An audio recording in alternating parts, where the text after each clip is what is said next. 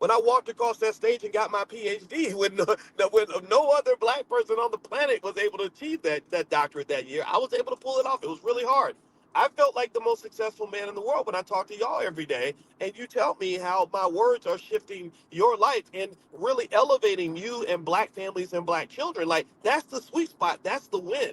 That's what, in my view, that's in my value system. That's what matters. A white man putting you on TV ain't shit to me. That means nothing. In fact, sometimes we think that the most successful black people are the ones they put on TV, when really sometimes they put you on TV because you are a complete failure. They didn't put you on TV because you're strong and black and proud. They put you on TV because you're willing to let things go. They didn't celebrate you and give you that Grammy and that Oscar because you're really repping for the black community 24/7. They gave you the Grammy and the Oscar because you're willing to play the game and to be the kind of Negro that they need to see in order for them to continue to move forward in whatever rapey traditions they already have with casting couches and Diddy parties and all that. I mean, Diddy ain't the first one. He ain't the first person in the entertainment industry to sleep with people in exchange for a potential opportunity. Think about that. I mean, this is the part that I really want you to think about, because I want you to really warn your children about this. There are so many people in our community who would do anything to be a star.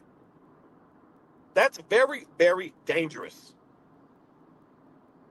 Very, very dangerous. There's so many people in our community who would do anything to be able to be on TV and make $1 million. That kind of desperation is very, very dangerous. Hip hop artists get murdered every other week. Hip hop artists die from drug overdoses every other week. Hip hop artists get Fed charges every other week. So why in the hell are you so excited about signing that record deal when you know all it's gonna do is bring you trouble? Even Diddy used to say, "More money, more problems." Did he not? Anybody remember that? How many of y'all remember Diddy say, "More money, more problems"? Because Diddy got a lot of problems. And he probably wouldn't have these problems if he didn't have so much money.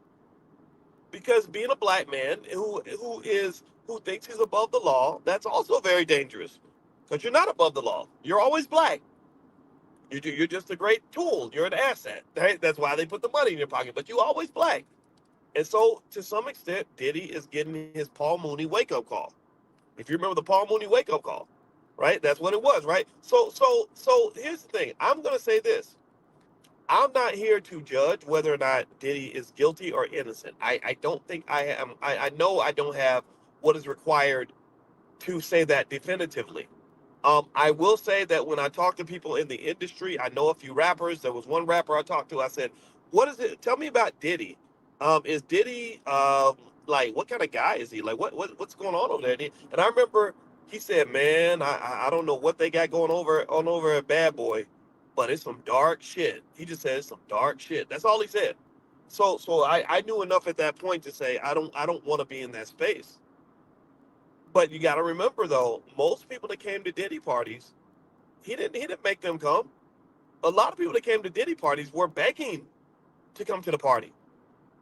Now again, does this mean that he never trafficked anybody, never killed anybody, never harmed anybody?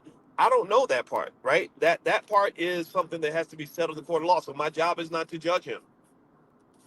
But I can say that most of the people that came to that party or any of those parties begged to come to the parties.